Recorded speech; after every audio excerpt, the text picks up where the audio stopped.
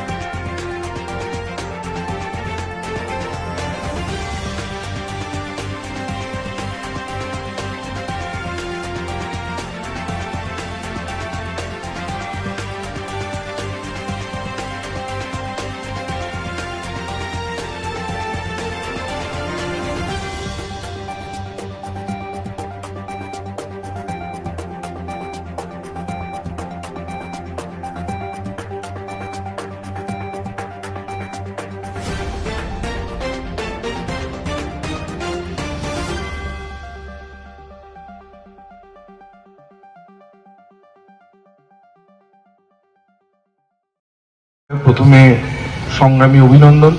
এই দীর্ঘ পথ অতিক্রম করে আজকে এইখানে এসে সবাই সমবেত হয়েছে। আমার মঞ্চে উপবিষ্ট আমার নেতৃত্ব এবং শ্রদ্ধেয় এলাকার সমস্ত নাগরিকগণ। আমি পলাশদা বলেছেন, এখানে রাহুল বলেছেন, সমাধি বলেছেন, আমি খুব দীর্ঘক্ষণ কিছু বলবো না।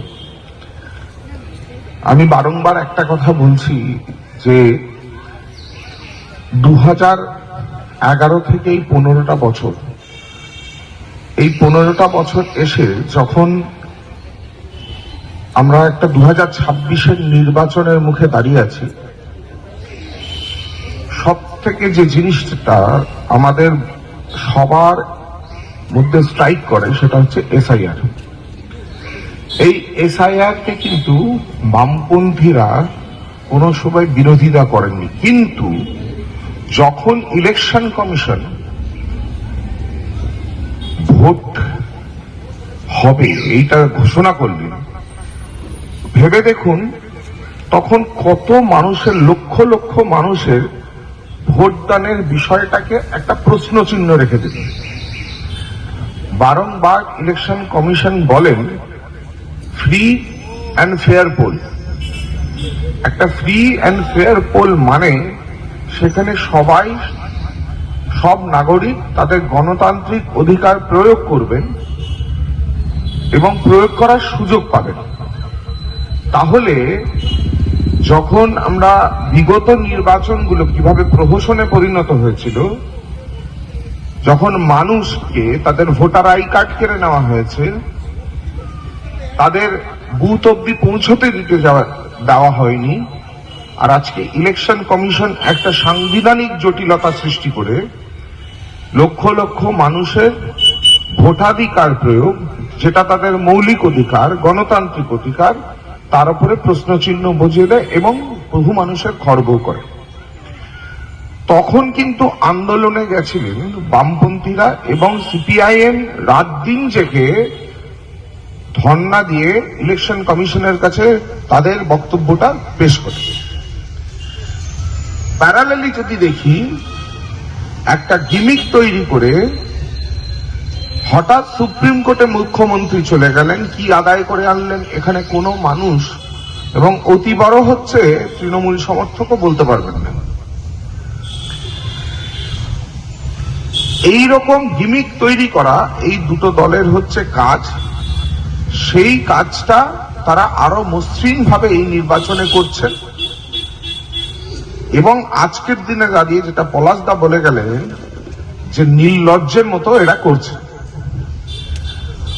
আমরা বিগত 15 বছর ধরে যখনই হচ্ছে মানুষ তাদের কর দিয়েছেন, একটা সরকার জিতে এসছে, তাদের ন্যূনতম পরিষেবা যেটা দেবে সেই পরিষেবা না দিয়ে বছরের পর বছর বিভিন্ন ব্যুরো রিপোর্ট, রাত দিন নিউজ নেটওয়ার্ক।